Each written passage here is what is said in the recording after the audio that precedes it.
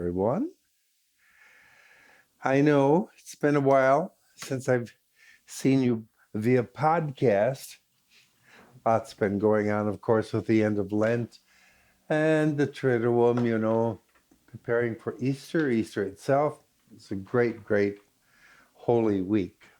And I hope many of you were with us because we had nice attendance. So if you were there, you know what I'm talking about enjoying the services. Speaking of which, we did have pretty much close to a full Mass at most of the three Masses on the Easter weekend. And I said to the people, please come back next Sunday. And they laughed, of course, many not in, intending at all to come back, I'm sure. Um, but that happens. It's happened every year of my 57 years of priesthood. Uh, Easter is so well attended. Palm Sunday is so well attended. And then the Sunday after Easter, boom, you're lucky to have half of the church, if maybe not even a third of the congregants there.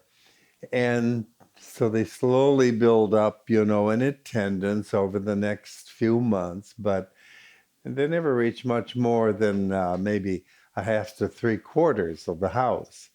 All those people, and they don't come back. Well, a little bit about the live streaming of Mass. I should have $1 for every person who's told me, you know, watching it on the podcast or live stream is so much better than going to Mass. Well, I got to tell you, no, it ain't. It isn't. Sure, it's more convenient. Some people have their coffee while they're sitting there at Mass, sitting there in their pajamas. Well, yeah, ain't that comfy cozy? But that's not what Mass is for. And I want to remind you that we have 7 Sundays of Easter, before Pentecost. Um, so if you could get yourself to Mass at least on those Sundays, hopefully by the 8th Sunday, by Pentecost, you're wanting to come to Mass because the holy day, the Sunday, the Sabbath, was made for you and me. It wasn't made for God. God doesn't need you there in church. Of course, he can hear you at home, see you at home, or walking along the lake, or, on the golf course. Isn't that convenient and fun? And so much in love with Mother Nature you can be. That's nonsense. We come to church for each other's sake because we need one another. And because there are a lot of people in that church who need you there. They might not know you at all, but they need you there. People who come to church, some of them hanging on by their fingernails, just to get through another week. So the Sabbath was made for us. It was originally became a commandment because God knew that the people were used to slavery. And you are a slave if you're not coming to Mass, unless you're sick. Um, the 400 years that the Jewish people spent in slavery in Egypt, they had been accustomed to working 7 days a week and never having the freedom to worship.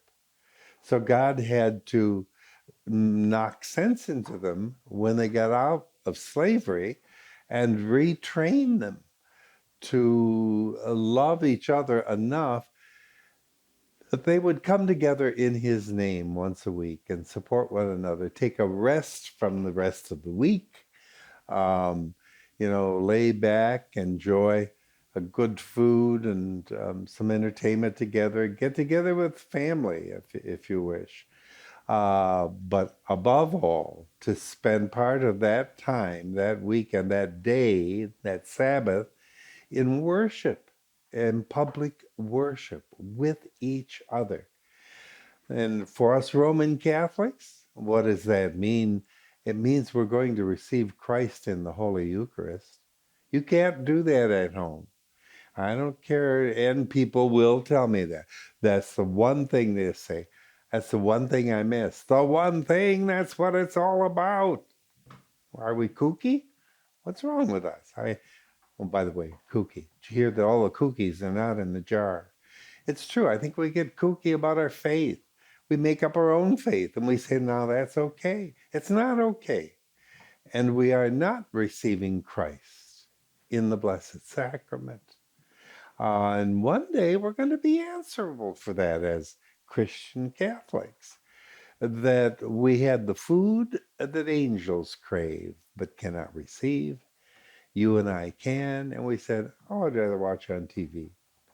Not too good.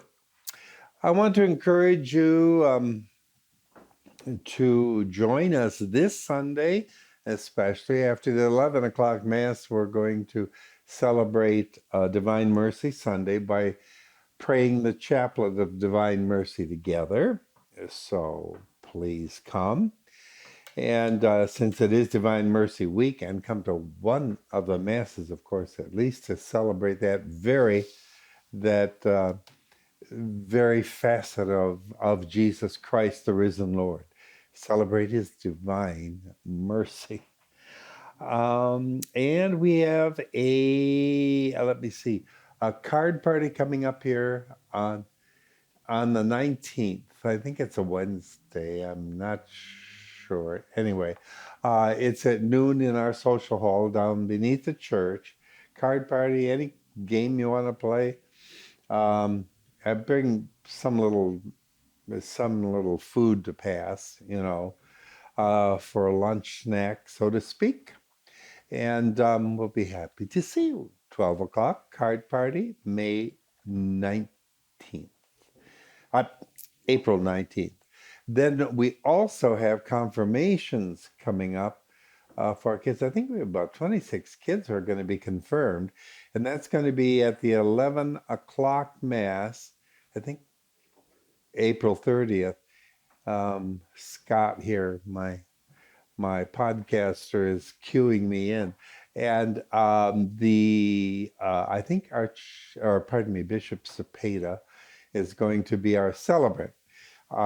But that's 11 o'clock Mass, April 30th, confirmation for our young people. Would love to see you here. And then I have to leave you with just a little funny or two. Why couldn't the gnome pay his rent? It's going to be springtime, so gnomes are outside, Why couldn't the gnome pay his rent? Because he was a little short. I knew you'd like it. I just knew you'd like it.